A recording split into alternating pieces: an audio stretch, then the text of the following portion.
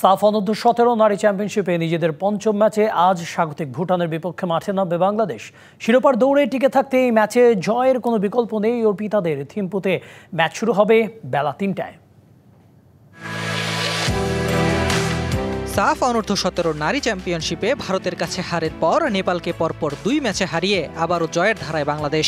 Champion হবার লড়াইয়ে অর্পিতার দল টিকে আছে ভালোভাবেই। ফিরতি ম্যাচে এবার বাংলার কিশোরীদের সামনে স্বাগতিক ভুটান। টুর্নামেন্টের শুরুতে ভুটানকে হারিয়েই শুভ সূচনা করেছিল বাংলাদেশ। ফিরতি ম্যাচেও তাই ফেভারিট হিসেবেই মাঠে নামবে অর্পিতা, প্রীতিরা।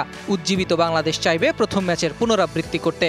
অপরদিকে স্বাগতিক ভুটান নিমজ্জিত হতাশায়। 4 ম্যাচ খেলেও এখনও জয়ের মুখ দেখেনি তারা। আছে পয়েন্ট টেবিলের তলানিতে।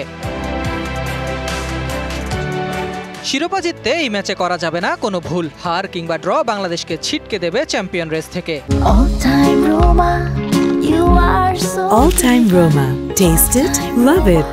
কেননা এখনো পর্যন্ত টুর্নামেন্টে অপরাজিত ভারত আছে পয়েন্ট টেবিলের শীর্ষে। আর শেষ পর্যন্ত শীর্ষে থাকা দলই পাবে চ্যাম্পিয়নের তকমা। ভুটানের বিপক্ষে তাই জয়েই চোখ লাল সবুজের কিশোরীদের। আগামীকাল ভুটানের সাথে খেলা, তো আশা করছি আরেকটা জয় নিয়ে মাঠ থেকে আসবো ইনশাল্লাহ।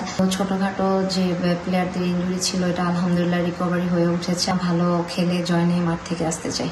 চ্যাম্পিয়ন হতে বাংলাদেশের বড় বাধা ভারত। তাদের কাছেই এখনো পর্যন্ত টুর্নামেন্টের একমাত্র হার বাংলাদেশের। ভুটানের বিপক্ষে জয়ের পাশাপাশি শিরোপা জিততে হারাতে হবে ভারতকেও। তবে হিসাব নিকাশের আগে বাংলাদেশকে নিজেদের কাজটা করতে হবে ঠিকঠাক। জিততে হবে বাকি 2 ম্যাচ।